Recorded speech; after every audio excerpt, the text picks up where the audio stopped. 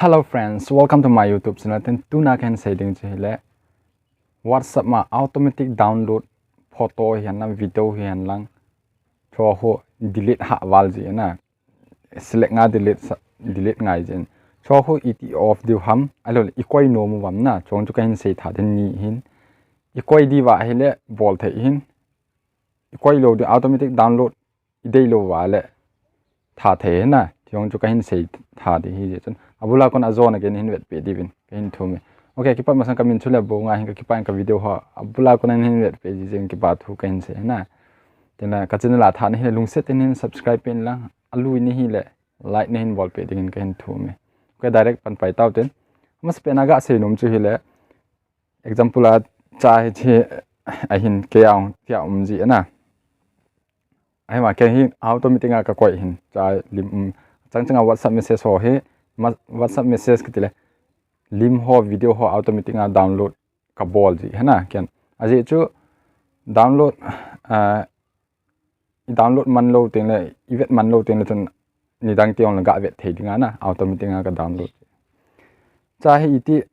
off du ham hello le aphat chom na automatic download phat chom na khat ga se ying ka te ka hin vet sa de na automatic download aphat na hi thil poimo khat min ne hin sen ham hello le a hin mistake a hin sen ham a delete pa ai hong le na down automatic na ko ya le download direct chi in regularly am yang de na ti cho aphat na hin te a sit na zo hi le cho ka se banga ti a hit lim tam ta atang tang ki download in ten cha hi khat ga he ding sun na data ong ki chai the na ti cho aphat lo na hin te le aphat lo na cho che lim ho hong ten delete select bola delete a ha ji na chong cho ye din ka ta san chi ti off the ham ti cho ka hin sei din ten le cha hi dang dang ang thil dang dang wifi on data ang bol the na data ana bola le chun offload de chi iti bol de ham tel direct chi pai ten what some I loot deal loot cha ten le achung langa 3 dot na hi loot deal loot cha ten te a min interface min ten link device storage message payment ti hom ten hoya chi de ham tel setting a chi deal iche cha ten le cha hi hoya chi ki de ham ten profile hong de na cha hi chi na device storage and data I chi deal che cha ten cha hi manage setting manage storage network useless data for call then cha hi amian pen hi media download audio download ki ti hin cha hi khat thum point thum min cha heading khat chu when using data hi na dei ni ki select thei hana cha epp mam tele photo min audio min video min document ma hana cha hi automatic na koi kha ale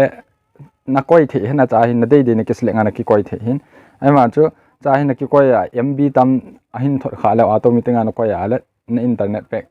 limit a chi pa yang hena ki ang limit a che ji chu ji ai ai ma ke hin ka koi mong hena te ani na hi when connect on wifi ti hin wifi na connecting le bo chun khana chu download no chi the hena chi na dei de ne ki select the cha hi iten when roaming hello le na sim chu roaming a hung ten hello tu a hi roaming ji na lai na state dang na chi ala na sim chu roaming thei ha cha hi roaming na koi ten le cha a hi roaming an ten na data chu ai lo na downloading ho chu automatic an koi nom ham nang thu na example ama se pena when using mobile data I che du che cha ten cha when using mobile data a photo audio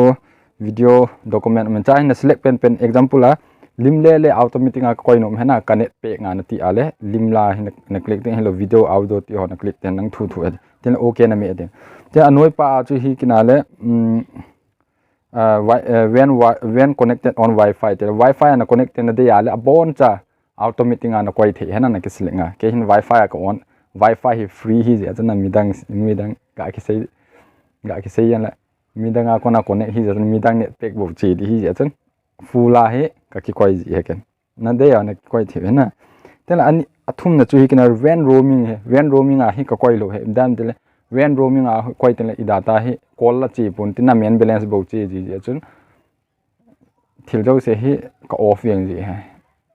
chi hat lo na ding na tel okay na me na ka se lo na chu cha hin automatic click na bola le chun automatic ki download nang de na data an download nom ha lo le wifi mi connect tin la download nom ham na cha nang thu ne ki select the ne ki select pen bo chu automatic nga ki download the na next blenga na ko ya le ki download lo de chu ka het sa hen ka ki pa bula ko nan hin ve na phat chom pi la du like subscribe hen bola hin share pi din avelen kin thum chan che ki pa